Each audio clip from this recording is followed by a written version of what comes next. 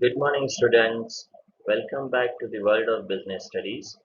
From today, we are going to start chapter number 5, organizing. This is part 1 for the same chapter.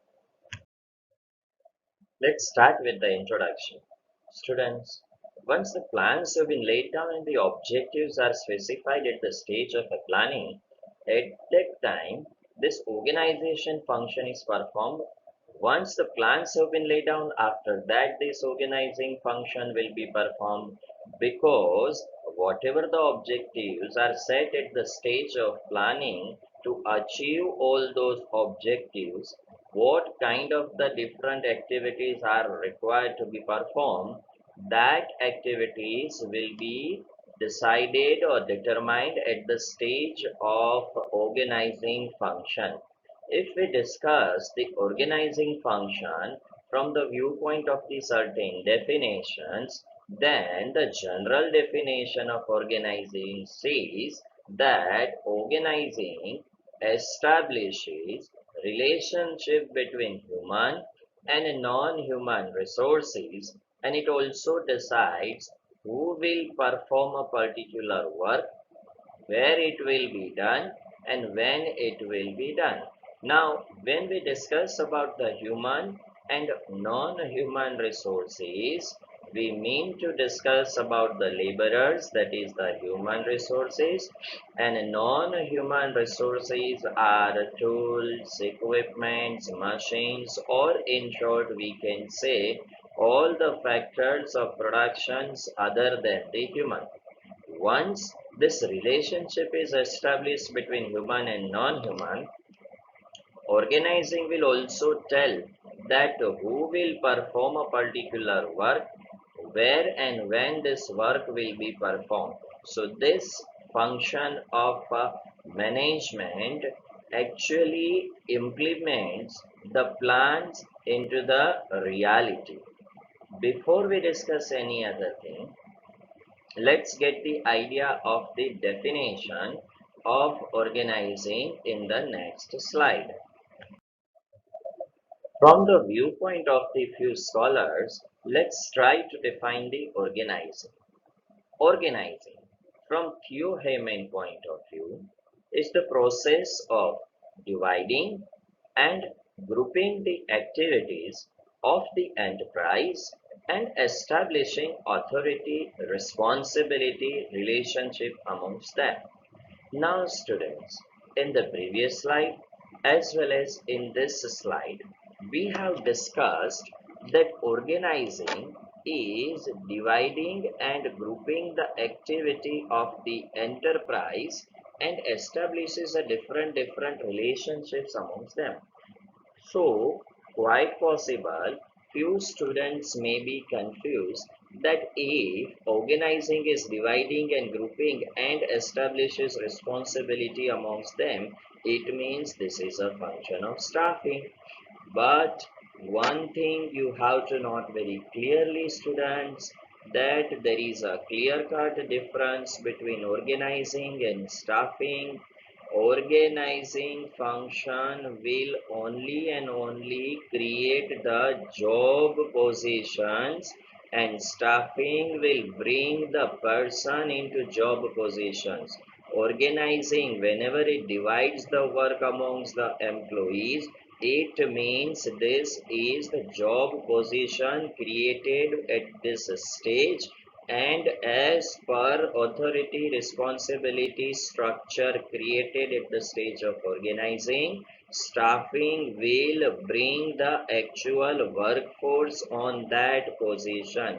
If we take the example that at the stage of planning, if we have decided that we will start one CBSE school in the heart of the city, then this organizing will create the physical and non-physical structure for the CBSE school. It will provide you the classrooms, it will provide you the laboratories, the libraries, the chamber of the principal, chamber of the vice principal, different departmental heads, a staff room.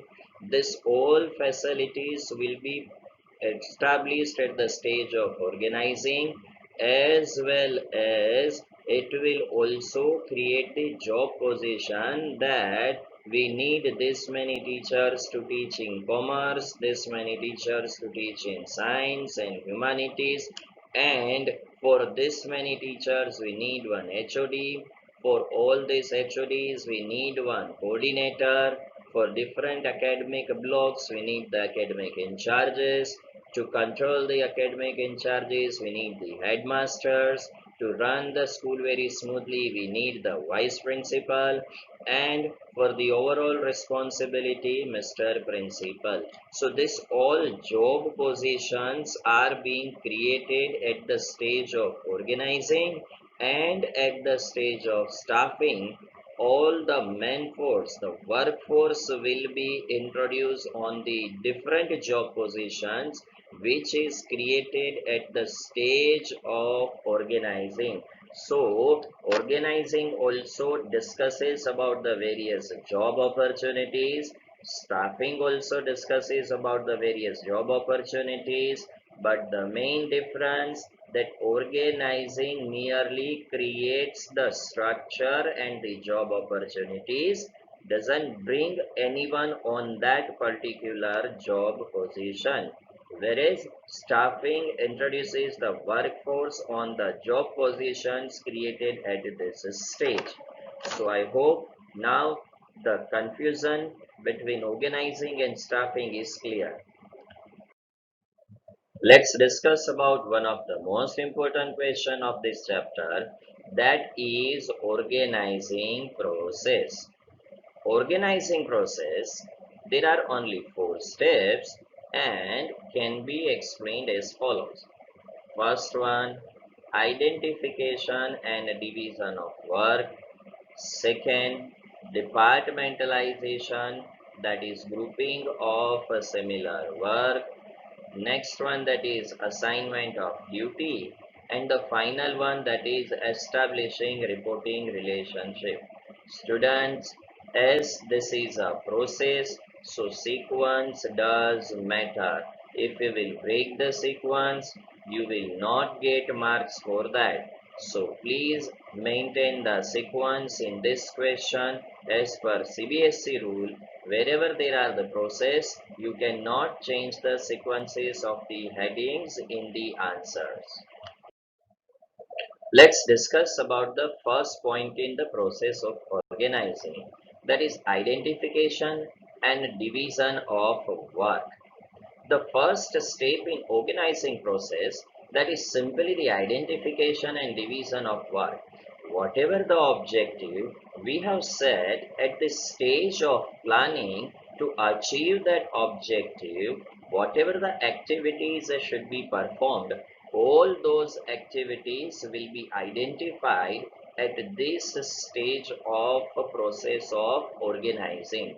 And once the work or the total process which is required to perform to achieve the targets is identified, then all those identified activities should be divided into small and manageable activities. Why?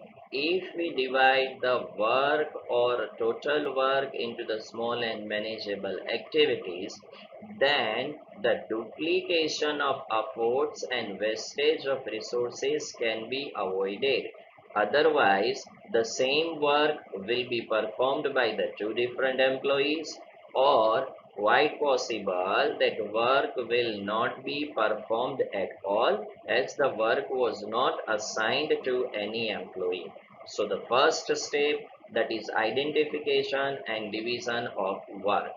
If we take one example, that at the stage of planning, if we have decided to open a new CBSE school, then organizing will identify different activities which should be performed in any CBSE school. Students, as you know that in any of the CBSE school, certain activities are common like teaching, managing the school, food department, different type of the games, then different practical works, hospitals, arts and crafts, and different hobbies, different extracurriculum activities, different co-curriculum activities. So these are all considered as the identification of work if you want to start a CBSE schools. Now, once all these activities are identified, after that, all these activities should be divided into the certain divisions so that the functioning works very smoothly. Like the teaching activities and the practical work can be broadly divided into the academics. Now, management, that is of the schools, that is of the other area, curriculum, non-curriculum activities, that should be divided into the administration, different games in the sports department. So this is what the identification and division of work. This is the first, foremost, prime function of the organizing process.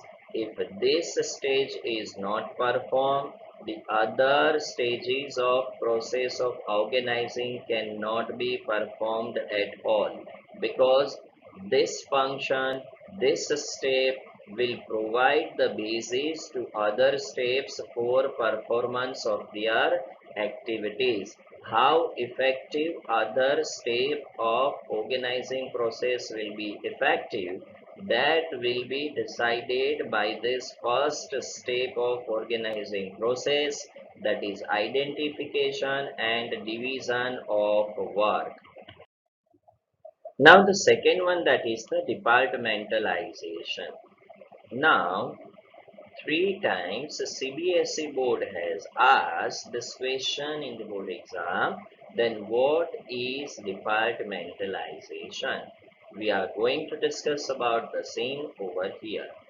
Now, the second stage of organizing process, that is of departmentalization. Now, what is actually departmentalization? Departmentalization means grouping similar or related activities into the larger unit, department, or divisions. If we adopt the departmentalization in our organization, then this will lead to the specialization and we can get the benefits of it. Once you identified and divided the activities into the different areas on the basis of the planning, then this step of departmentalization will create the different departments for the smooth functioning of all those identified activities. Now, departmentalization can be created on the basis of the following three categories. First, on the basis of main functions being performed in an organization, like there are three main functions in each and every industries, that is purchase, production, and marketing. So these are the three main functions. If the organization is divided on the basis of the main functions being performed, then it is considered as a functional organization. Second one, that is product. If the company creates the departments on the basis of main products being produced in the organization, then it is considered as production basis departmentalization. If we take example, then if an organization produces more than a separate product line, that is, organization is in the field of automobile, in the field of cosmetics, in the field of footwears, then if the company has created divisions on the basis of this main products being produced, then it is considered as a production based departmentalization. Next one and the final one, that is a territory or the spatial. Now, if the company has created the departments on the basis of the territory in which they are functioning, then it is considered as a territorial departmentalization. Most of the MNCs, they prefer the combination of a different departmentalization topics, like they may have the departments on the basis of territory, as well as they may have the departments on the basis of products also. Now let's take for example that the example which we have taken, let's continue the same example, that we have identified and divided the activities into the academics. Now over here, under the process of departmentalization, the academics of a school can be further divided into the science, commerce and humanities. Administration can be further divided into back office work, front office work. The sports department can be further divided into games and hobbies. Likewise, there are the other identified and divided activities which can be further classified into the certain divisions.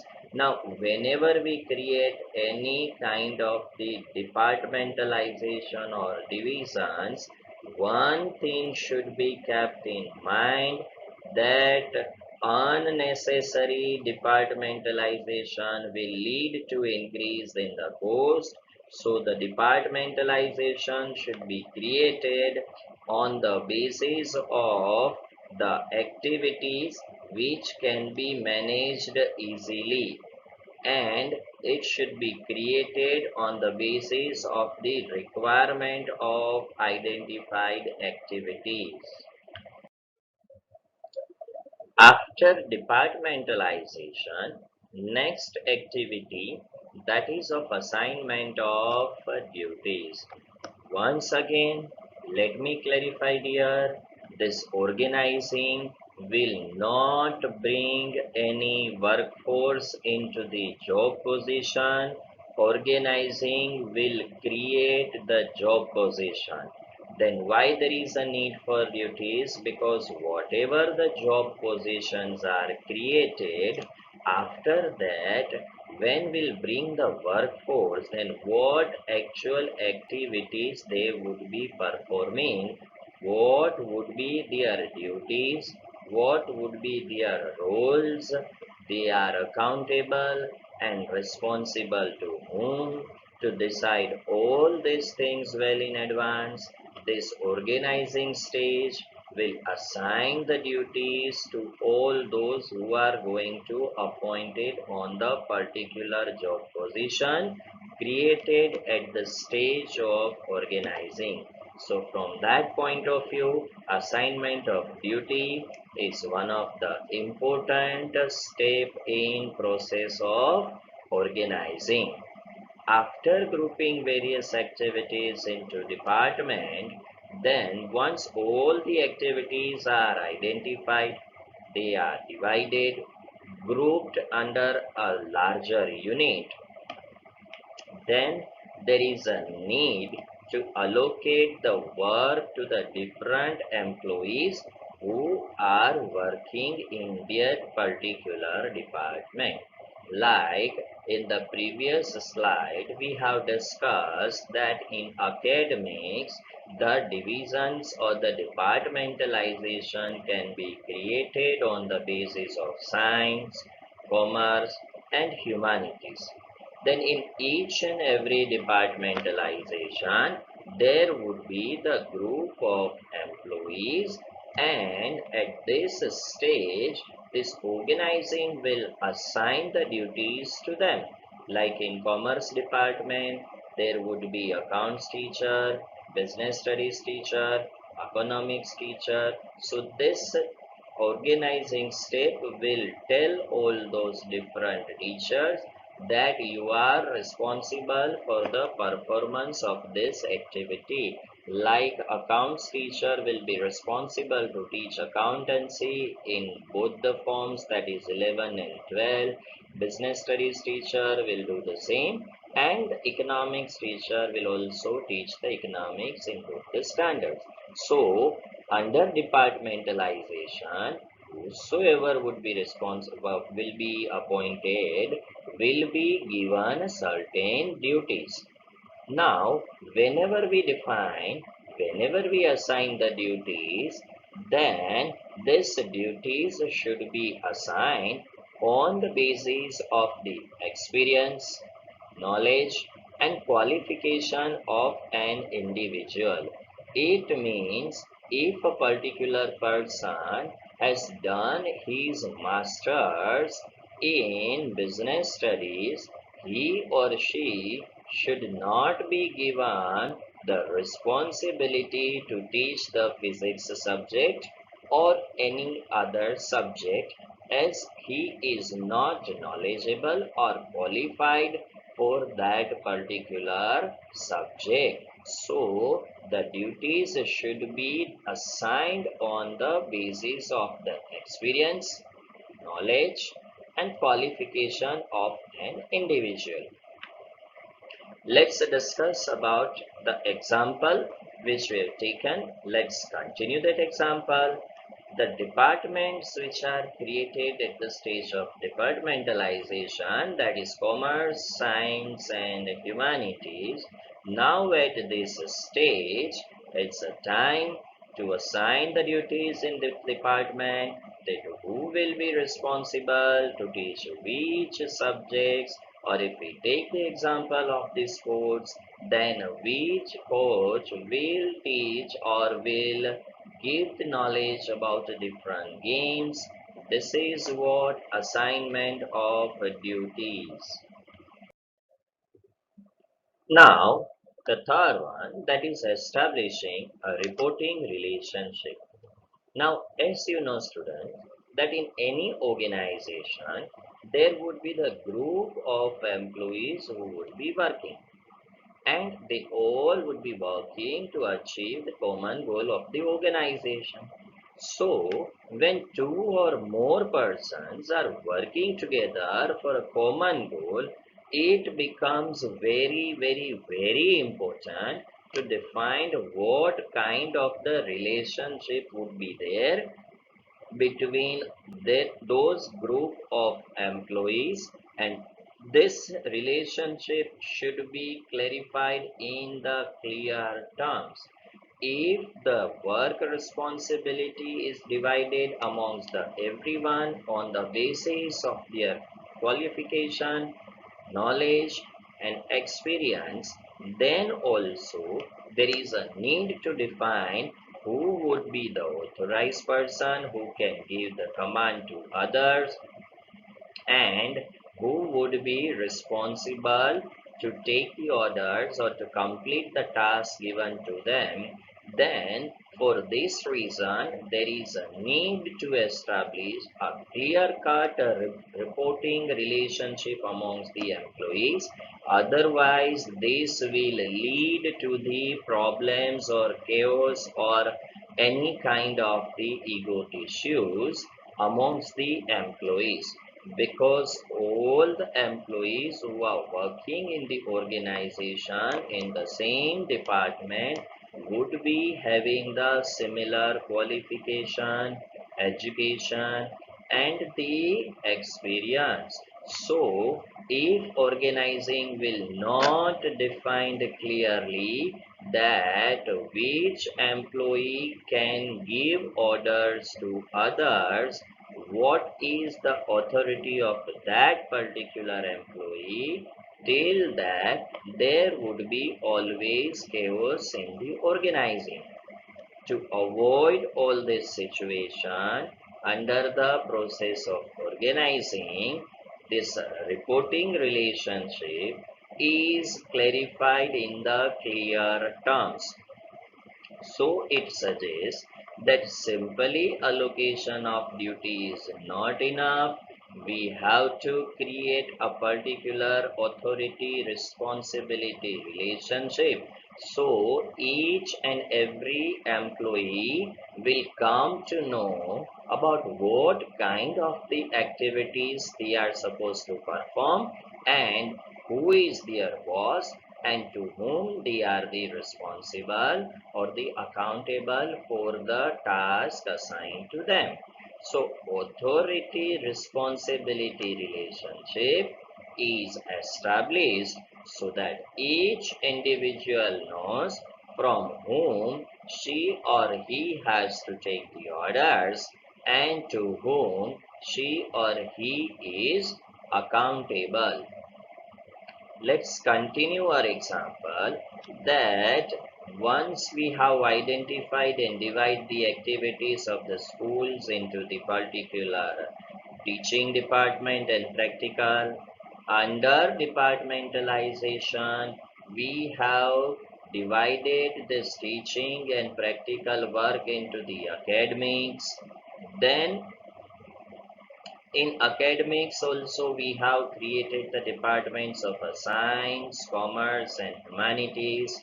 Under the assigning duties stage, we have assigned the duties to the different commerce teachers, and whenever the management assigns a duty to the different commerce teachers in the commerce department, it is necessary for the management that they have to clear cut define that who will be the head of department of the commerce. Why? So that other teachers of the commerce department can take the orders from him and will be responsible to him for the activities of commerce department. If management will not define that who is the head of the department, then all the teachers of commerce department will perform the activities as per their will and wish, and quite possible the department may not function very well. So they should define it. Similarly, this commerce department head is accountable to Mr. Vice Principal, and Mr. Vice Principal is accountable to the Mr. Principal. This is what authority responsibility relationship which is established in the third stage of the process of planning. Let's have a quick summary of the day. Students, today we have discussed about the concept of organizing. We have discussed the definition of organizing, that what exactly organizing is and how organizing is different than the staffing function, because organizing creates the job positions and staffing brings the workforce into that job position. Then we have discussed about the process of organizing. It means how the particular activities will be organized, how it will be grouped into the larger units, what would be the stages and basis for establishing the duties, and finally we have discussed that how the authority and responsibility relationship will be created amongst the employees. Let's discuss about the assignment. And the assignment for today is give concept of organizing. What is departmentalization? What are the benefits of identification and division of work? Which relationship is required to create when more than one persons are working together to achieve a common goal? Explain organizing process in detail. Now it's time to say goodbye. Bye bye. Thank you very much. Stay home, stay safe, and keep learning and complete all your assignments and submit on time.